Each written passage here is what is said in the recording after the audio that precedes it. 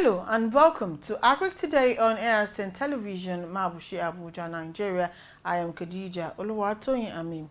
This week on the program, we shall take a look at the federal government's position on the campaign against genetically modified foods going around in the media space.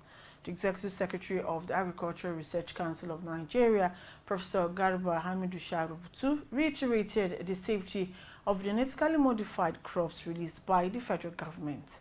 Professor Sharubutu stated this when he led a coalition of Nigeria's agricultural research system comprising of National Biotechnology Research and Development Agency, National Agricultural Seed Council, National Agricultural Quarantine Service, Shedda Science and Technology Complex, and the National Biosafety Management Agency to a press conference in Abuja.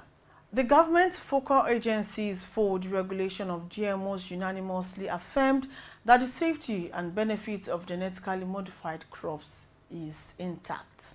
Let's hear from him. Now, why the worry? There are so many insinuations as far as the issue of the tailor maize is concerned. We have summarized these insinuations at the level of the Agricultural Research Council into one, the issue of the GMO technology. Two, the issue of planting and replanting of GMO products or tailor maize. Three, the issue of the health implication. Now, these are critical areas of concern to us. Now, let us talk about the GMO technology. The GMO technology, yes, not a simple one, but it's a process that can be explained better by the DG. But simply put, is trying to look for a repulsive gene and introduce into our traditional crops for us to be able to do that. Is that the first time we're doing? No. We did that with cowpea. We did that with cotton in Nigeria. But the world over, we're able to modify a good number of crops, such as our cattle. Cattle are developed from that. We have succeeded even at the level of the National Animal Production Research Institute to actually see what we can do or what we did to modify our poultry and came up with Chica Brown. The world over have been able to do that with wheat. And of course, we know very well that we import some of these food substances without posing questions to us. Here we are talking about importation without reasonably knowing the various sources.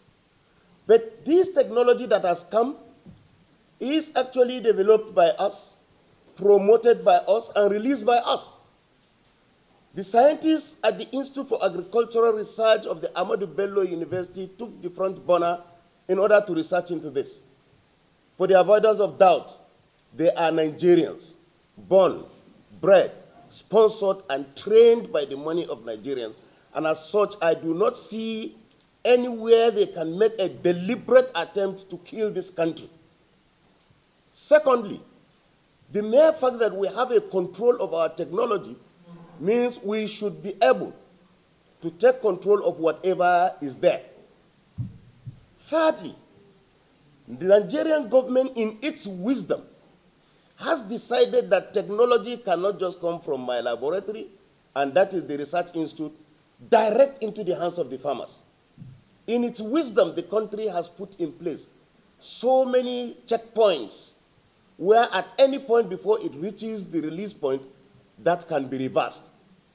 We were able to research into that, release that to the National Biotechnology Development Agency. They did their own research, did their own verification. We moved to the level of the National Biosafety. They were able to look at the laws and did their own verification using a standard that is developed globally. And more so, we're able to hold a meeting of NAGRAP, and that is the Variety Release Committee. This is not a one-day phenomenon. Our research took almost 5 years.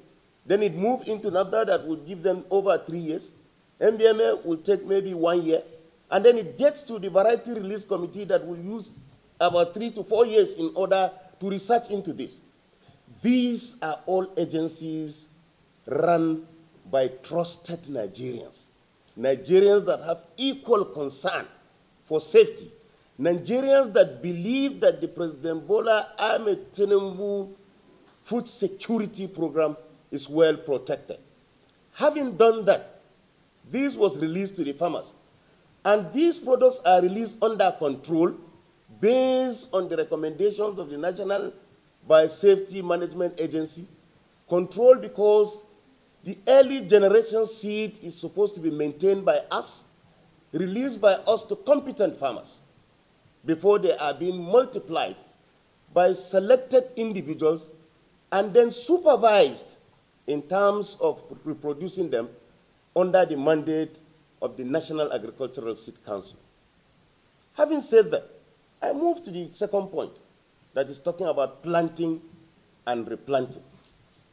By our own knowledge, all seeds, if they are overused, their productivity will continue to diminish, will continue to come down. Self-pollinated crops do not have that type of risk that people are talking about. The issue of enslavement of Nigerians having to go and import their seed, the Director General of the National Agricultural Seed Council will be able to tell you that we have not less than 2,000 seed entrepreneurs in this country, and because we have been able to control our seed production system in this country, we do not need to go outside this country to import seed. We have, through our regulatory mechanism, been able to provide jobs for most of our teeming population in the area of seed production as seed entrepreneurs. DG Seed will be able to talk in that respect, and I'm definitely sure that we have competent farmers that are certified by the All Farmers Association of Nigeria and recommended to the National Agricultural Seed Council to move into the seed business of this country. So it is not everybody that produces seed for us in this country. More so, we were engaged in West and Central Africa activities under CORAF and the World Bank. We were licensed as Nigerians to begin to take our seeds outside the shores of this country. We supplied seed to Burkina Faso. We supplied seed to Mali. And under a situation where these countries have done their investigation and have trusted us, I see no reason why we should begin to doubt ourselves because we have come up with a product. Now, the insinuation that the world over GMO has been banned, I think people need to look and ask questions seriously. What are the circumstances under which they are banned? Today, America imports GMO. China does that. The European countries do that. All you need to do is just to pick up your phone, Google, and you see what type of products that are available internationally. Yes, there are a lot of restrictions on some. It's basic.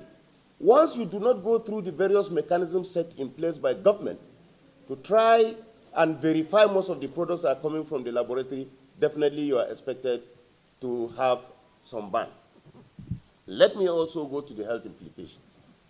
Again, I want to reiterate the fact that we are conscious of the One Health phenomenon. And with One Health, we're not just talking about the safety of human beings, because the human being is the target. But the mechanism by which diseases can alter the physiological or anatomical function of any human being has to follow through some intermediaries. We have intermediary hosts, we have agents of destruction. And that is the more reason why, for the first time I can tell you in the history of this country, and very reliably, that these organizations sitting on this table are working together almost on a daily basis, meeting, scrutinizing things, and trying to see what are the likely hazards that will befall human beings, not only human beings, but the environment in itself, as well as animals. So our products, by the time we release our products, it has gone through the various safety measures to make sure that at least the environment is not polluted, plants are not polluted, and then human beings eventually are not actually going to be victims of whatever our discovery is. While promising Nigerians that we will take their concern very, very seriously, we are still in the lab trying to make sure that we verify whatever claims are coming. For now, there is no cause for alarm. And I can tell you quite frankly that we have done our investigation. We are very homely with the products that we have given out. And of course, we are already beginning to have some requests from international organizations to come and learn from us. Today, I can tell you, AGRA is with us, CORAF is with us, USAID is with us. We have received visitors from the Cameroons to try and look at the methodology by which we follow to achieve what we have been able to achieve.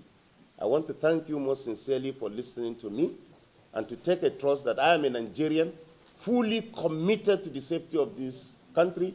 And as an employee of the federal government, I can assure you that I and my colleagues will definitely not do anything that will jeopardize the food security program of this country. Professor Sharuputu said that the ARCN is saddled with the responsibility of advising the federal government of Nigeria on the national policies, the priorities in agricultural research, trainings, extension activities, including research into the application of biotechnology research in agriculture to improve crop plants and livestock breed, thereby increasing their productivity and boost food security of the nation.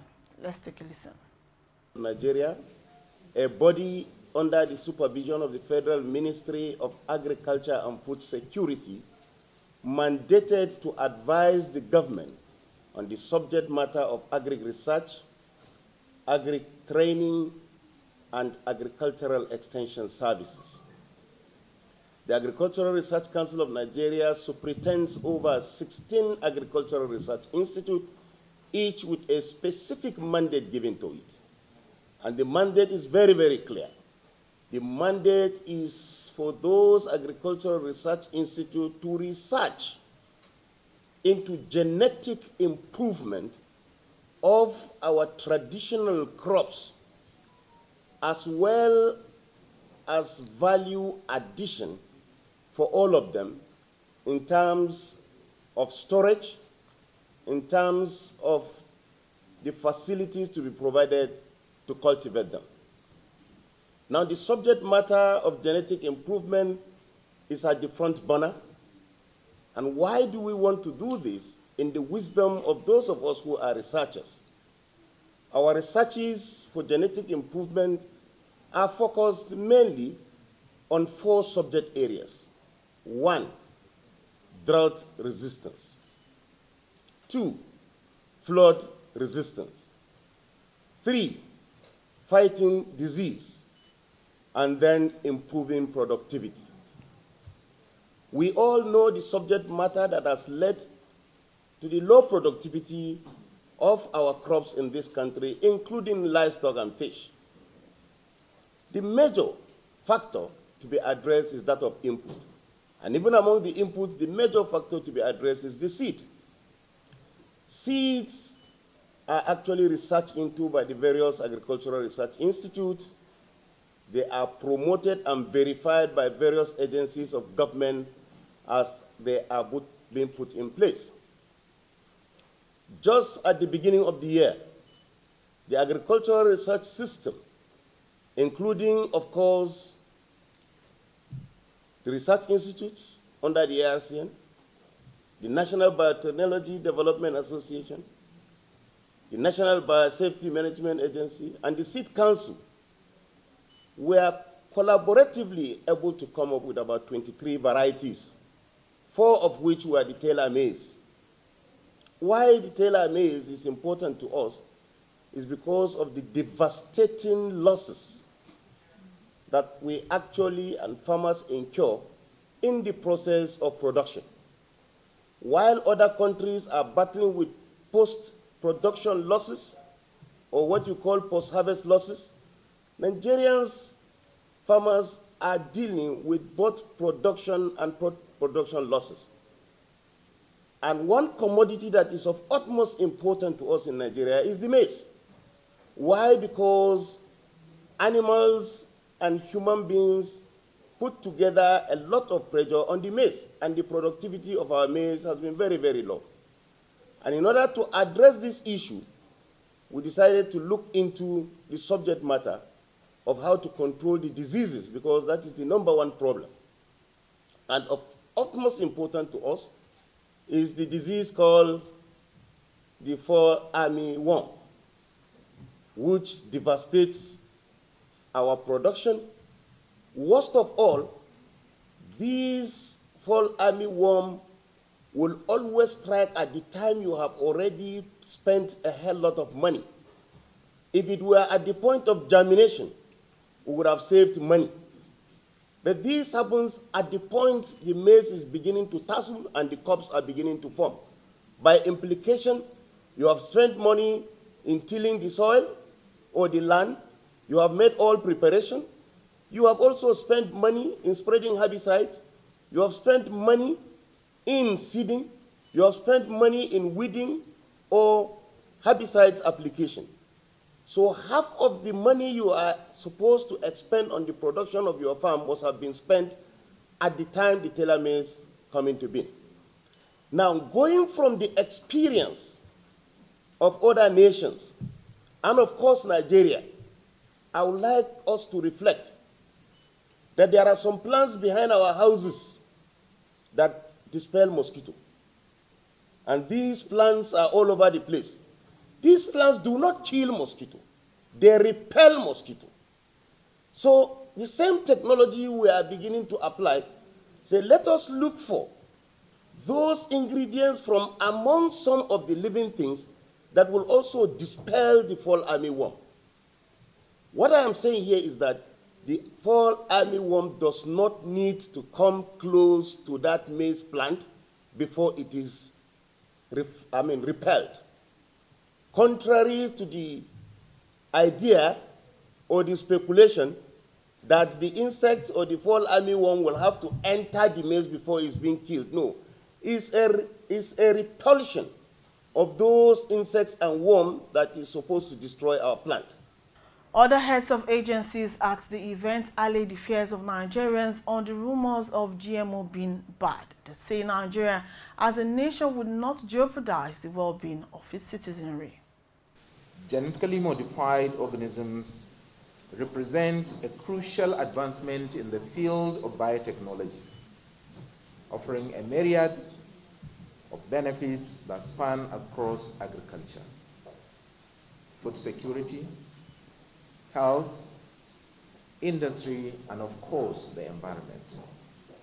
These genetically modified organisms have the potential to revolutionize our approach to addressing pressing global challenges, such as food scarcity, malnutrition, and also environmental sustainability. By harnessing the power of genetic engineering, Nigerian scientists and researchers have developed crops that are more resilient to pests, diseases, and adverse climate conditions, thus ensuring a more secure food supply for present and future generations. Some of these crops include BT cowpea, BT cotton, and the newly released tailor maize. Distinguished media practitioners, in Nigeria, the tailor maize that recently sparked intense controversy and concerns, with many questioning its safety and environmental impact, is a transgenic, drought-tolerant, and insect-protected maize variety designed to thrive in challenging climatic conditions. Its commercial release is expected to enhance food security in sub-Saharan Africa by increasing crop yield, enhancing resilience to pests and diseases, and reducing the environmental impact. Also, improving nutritional content for the health benefit of the populace. Having gone through this rigorous testing and evaluation processes to ensure its safety for consumption and the environment, tailor maize is safe and not harmful to humans and environment. the World Health Organization, and Food and Agricultural Organization have stated that GMOs are safe for human and animal consumption. Similarly, the Nigerian government has taken a positive stance on GMO and their safety. The technology behind GMOs, known as modern biotechnology, or in other words, genetic engineering, allows for the transfer of selected individual genes from one organism to another. This process has been thoroughly studied and tested, and there is no evidence or data to indicate GMOs are harmful to human health, and therefore Nigerians have nothing to worry about. By adopting and adapting genetically modified crops, Nigeria can increase food security, improve crop yield, and reduce the use of harmful pesticides. It is time to move past the fear of skepticism surrounding GMOs and embrace this cutting-edge technology for the benefit of all Nigerians. The National Biotechnology Research and Development Agency is playing a key role in addressing the challenges of hunger, malnutrition, and poverty in Nigeria, and also contributing to a more resilient and sustainable agricultural sector that benefits both farmers and consumers. When these researches are carried out, the dossiers are brought to the National Biosafety Management Agency for review to carry out extensive risk assessment to check whether these research are actually right. And if you would recall, as I said, we actually check that the practice of modern biotechnology is safe. And that is why, right from the lab until these grains or these seeds are released to the environment, National Biosafety Management Agency is there. So it is not an end product thing that a National Biosafety Management Agency does. We started from the beginning to the end. And also, we know that these concerns, they could be real, but part of what happens when you're talking of genetically modified organisms is there's a history of safe use, also of importance. And all these GMOs that are subsequently released have gone through evaluation, and National Biosafety Management Agency does not do this single-handedly. We have various organizations, various stakeholders. Some of them are here on the table, and also outside. We have the quarantine, we have the NAFDAC, which we all know said they didn't know anything. They are on the board. They are part of our National Biosafety Technical Subcommittee, the technical aspect, because you're talking about toxicology. Is it toxic? You're talking about the food safety, which is all involved in food safety. All these are what NAFDAC does as part of the National Biosafety Technical Subcommittee. They are part of it, and they are there.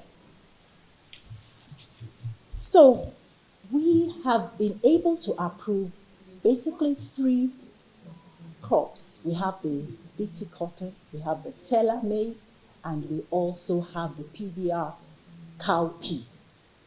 The PBR cowpea was released in 2021, 2020, the teller maize that there is so much hullabaloo about was released. We gave an approval for it in 2021. For BT cotton, it was in 2016. So these are researches, these are work that has been carried over a period of time before it was brought to the National Biosafety Management Agency for us to do. I am the mouthpiece of Nigerian farmers, the real farmers. What I have told them is, over a very long time, we have been referred to as poor people. We are doing subsistence farming. I have seen an opportunity in GM crops to take us out of poverty and get us into prosperity, because we would spend less money in spraying. First, PBR cowpea, as when it came, when work was being done on it, about 3 years ago, I planted it on my farm to really see what happens before I will tell Nigerians and farmers whether or not to embrace it. I was told that I would only spray twice, but I was used to spraying about 8 times, 9 times against insects. This was proven. I was told that I would have more yield. I saw more yield. I was told that it would resist drought. I saw it. I grew it on my farm inside metropolitan Katsina, and the results were good. It was on TV. People covered, and maybe some of you may have seen it. Now, as far as I'm concerned, higher yield means prosperity for every farmer. Yeah. I come from a purely agrarian background. My village, we are 99% farmers. There is nothing, no income that we get other than from farming. So when I began work in 1984, my salary was about 300 and something naira. And when I go there with that amount of money, I could give my relations some money and they would be happy. Over time, when I began doing business, sometimes I would take 1 million and give this to my relations, and I would still see poverty on their faces. I now ask myself, how would I improve their lot? I believe GM crop with higher yield and all that has already started. The benefits of science, good science and technology, and genetic engineering and genome editing are manifestations of what can bring about prosperity in Nigeria. The coalition position comes on the heels of the recent media campaign against GM technology in the country.